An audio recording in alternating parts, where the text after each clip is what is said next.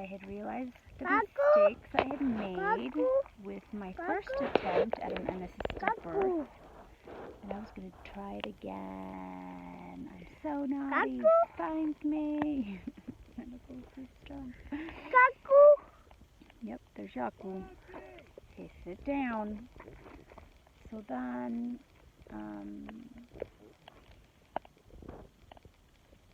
I prepared for this birth by avoiding my ex at all costs during my entire pregnancy, in addition to especially around the time, like a month before the birth. So what happened was my sister got super sick and almost died, so I brought her to my house to nurse her back to health for a week.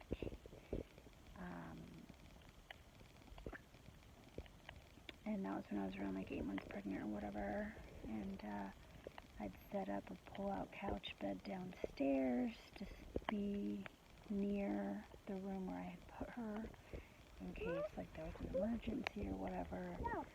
So when she... No, Yaku, quédate acá.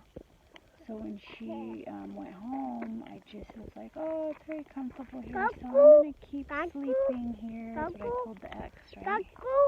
Yep, Yaku. But of course my plan was that I would keep sleeping there in case I went into labor, then I could just go ahead and birth without telling his little freaking annoying self. I was even in labor, and so when I went into labor, I didn't tell him or wake anyone up, and I went into the room where I was going to birth, well, where my sister had been staying. I think I'd started staying there. I started on the couch. And my little 3-year-old, 4-year-old, whatever old he was at the time, was sleeping on the beanbag in there because he loves sleeping in the same room as me. And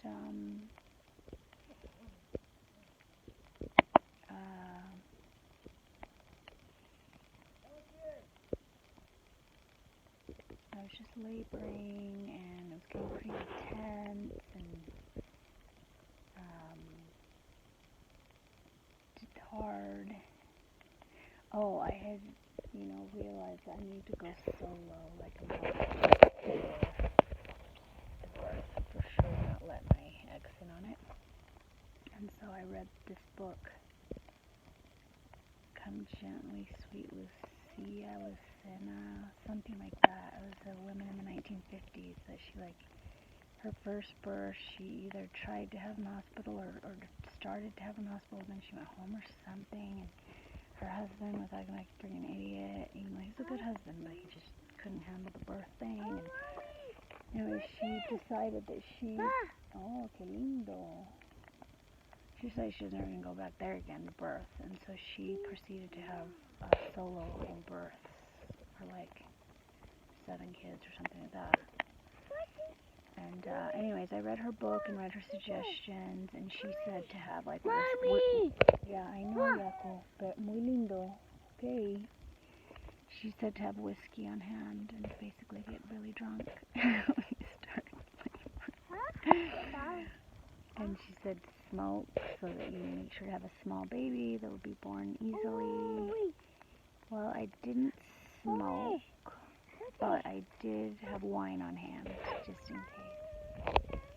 And so I also had marijuana, because I had ran across YouTube videos on how that was very helpful in labor, and also it's also in Susan Weed's book for female stuff.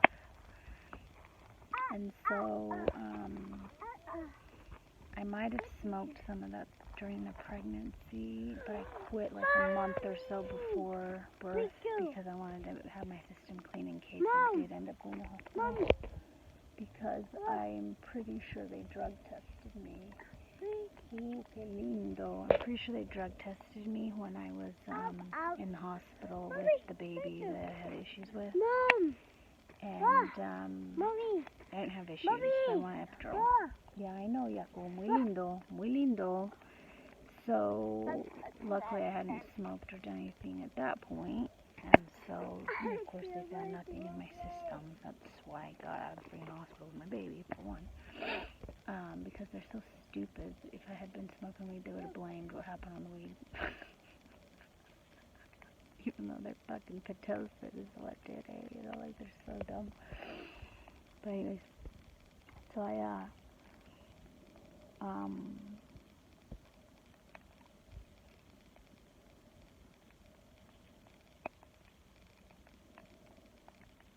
oh yeah, I was starting to struggle and it was becoming difficult, so I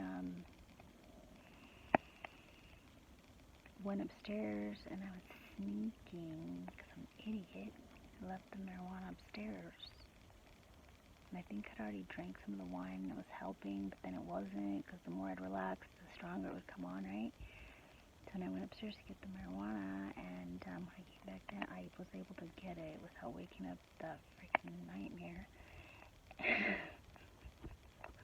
Just watch one of the birth videos, okay? And my winter series. Mom! So then, Mom. yeah, I know. Mama. Bueno, ya no más, ya no más. Vamos a sentarnos. So then, I got the marijuana and I came back downstairs and I smoked some and it like hit me so good that everything chilled out for a minute and I was able to have a little bit of a rest. Sí, mi amor, yo sé. Muy lindo. Perfecto. Ajá, muy lindo. So then it came on again really strong, right? So I stood up and I'm like rocking back and forth and like breathing through it and I was like starting to want to freak out, but then I reminded myself, like, I can't remember exactly what I said to myself, you know, in my head, and I became like an observer of what was going on in my body rather than a participant, or rather than this is happening to me, I'm observing what was happening to my body. It was so interesting. And so then I started to massage, like it occurred to me to massage the bottom of my uterus where it was hurting. And that really helped. And then my bottom felt like really full. Oh, and I kept needing to go pee. So I'd go to the bathroom and go pee. And then I was like, no, that's disruptive. And I'm gonna, instead of going to the bathroom and go pee every time, I'm just gonna pee on the Chuck's pads. And then I'll just remove one and put a new one. Because I had the whole floor lined with a pad and then like a big thick blanket and then a bunch of Chuck pads over that. And so then I was just peeing, like I just felt like I had to pee and I'm just like pushing the pee out and really it was just me being in transition, right? No baba. So then all of a sudden my water, like I'm an observer of what's happening to me, right? Instead of this is happening to me. And then my water like explodes and I was like, yes, oh my God, it's happening. Because like with Mace, with my fifth child, it didn't, like my water never exploded. I don't think my water even burst. It was just mucus plug craziness for the freaking days. So it explodes everywhere and I'm just like, yes, like this is happening. I'm doing it, like I'm actually doing it. It's working and my body's working as it should, and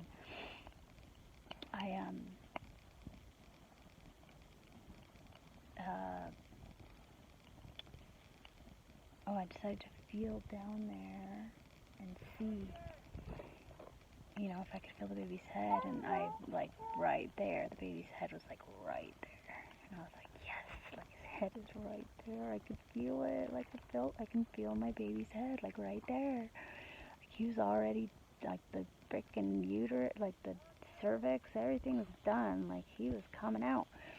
And so I just had to wait for a contraction, and I decided to lay down on my side, like the lady in the book recommended. She had to lay down on your side on the couch, but I laid on the floor, and to like lift your leg up. And I tried that and nothing was happening. Like, I'm like, this ain't working. Like, what should I do? Like, what should I do? And then I was like, oh, I'll go down like in a squat, like the natives do. That's how they birth.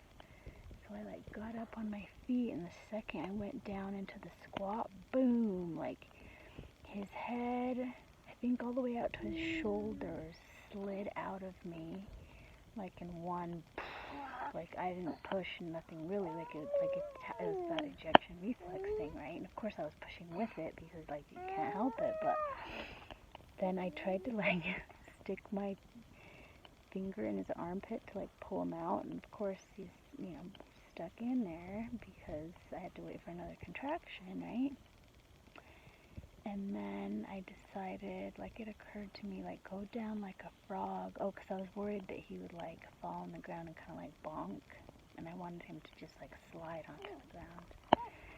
Instead, which remember the ground is covered with blanket and Chuck's pads, like fully cushioned and covered. And so then as soon as I go down like a frog position, boom, the whole rest of him just comes flying out. Or sliding out. And I was like, oh my God, I did it. He's out.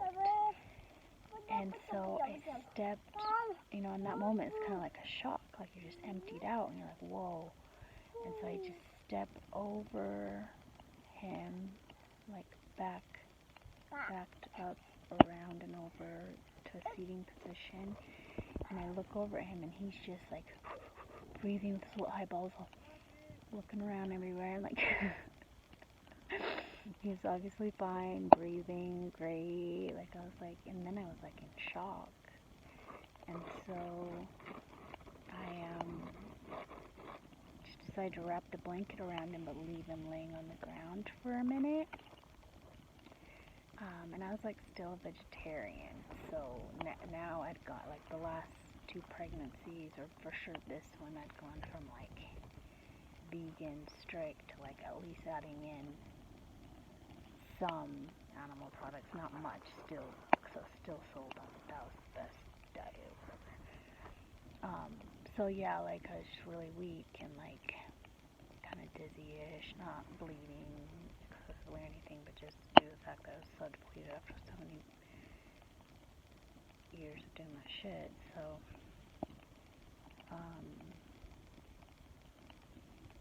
I just let him sit there for a minute, but then I kind of started to feel bad that he was laying there and all lonely and shit. And I had like my hand on him, he was fine. But I bent over to pick him up, and I can't remember. I think I kind of just pulled him onto my lap, and I just kind of sat there with him and was just chilling. This guy's looking for his dog. It's like, this is why you don't have dogs, dude. Idiots run away. So then, probably fell in the goddamn hottest buck water, drowned as fuck. So then, we're at the hot springs, Big Hot Springs, camping, Yaku and I. So then,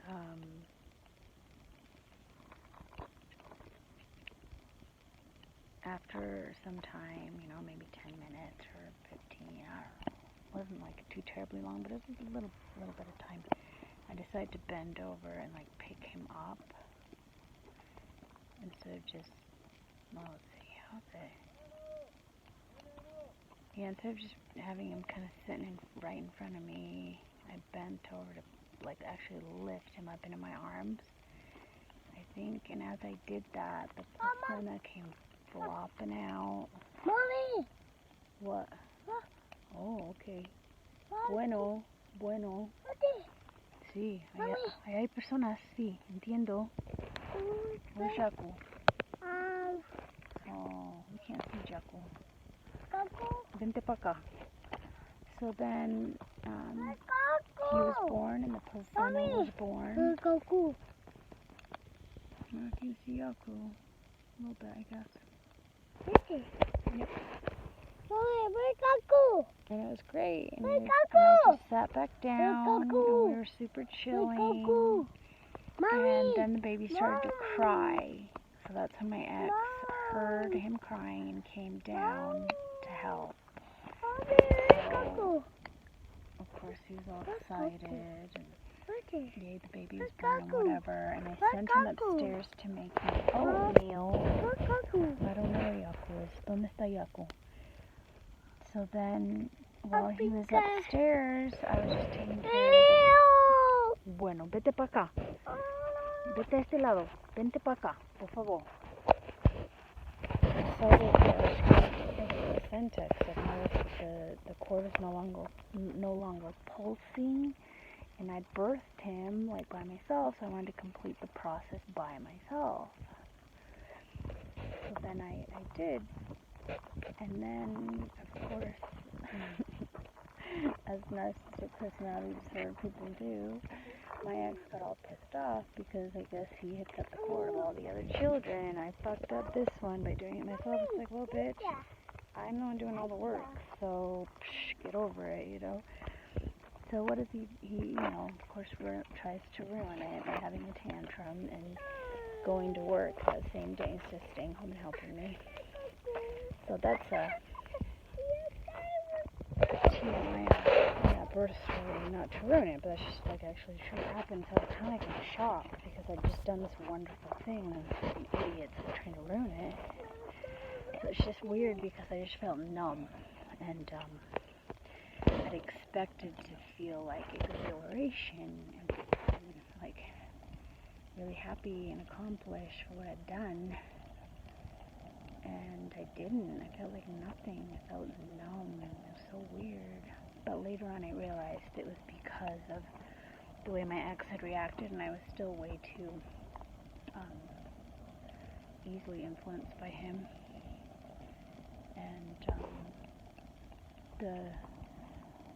it took a few days, 3 or 4, but then when I realized what happened and like that I wasn't gonna let that kill my vibe and like kill the joy of what I just accomplished, then the feelings came, and I was like, wow, like I just did this, like I did this. Because every time I'd hired someone, the person I'd hired would get the credit. Like, what the fuck? When I had my baby at the hospital, or I just pushed the baby out of the hospital, my ex is like praising the doctors, like, oh my god, you're retarded. Like, the doctors really didn't do anything. They put me and my baby in danger. Like, we're idiots for going there, right? But still, like, I had done everything and I got no praise. So I was just like horrified by the behavior of this man that could never just love me and adore me. But I didn't realize what was going on, right? It was personality disorder, and this is like a real deal thing, and it wasn't personal. Anyways, he would take everything to heart, and I would let it hurt me. But yeah, when I realized what I'd done, then I go, oh, who cares? Like, what that guy thinks? Like, he worships people that don't even deserve worship, and I know what I've done, and I can be proud of myself and not worry about what the hell he's doing. So we proceeded to be super excited about this baby and not even pay him any attention. So then that was the next interesting part was after like a week or two, after about a week, he started to feel very annoyed that he wasn't hurting my feelings. I was like, whatever, dude. If you're an idiot, like, takes off the day your baby's born, like, mental problems, right? So that was just interesting, and that was the birth of my 6th child, and now this one's gonna die again. So eventually, when I charge it some more, I will do my 7th and then 8th birth, which is Yaku. Can you say Yaku? Huh? What is Yaku? He loves seeing himself. Yaku. Peace out. Love ya. Mwah.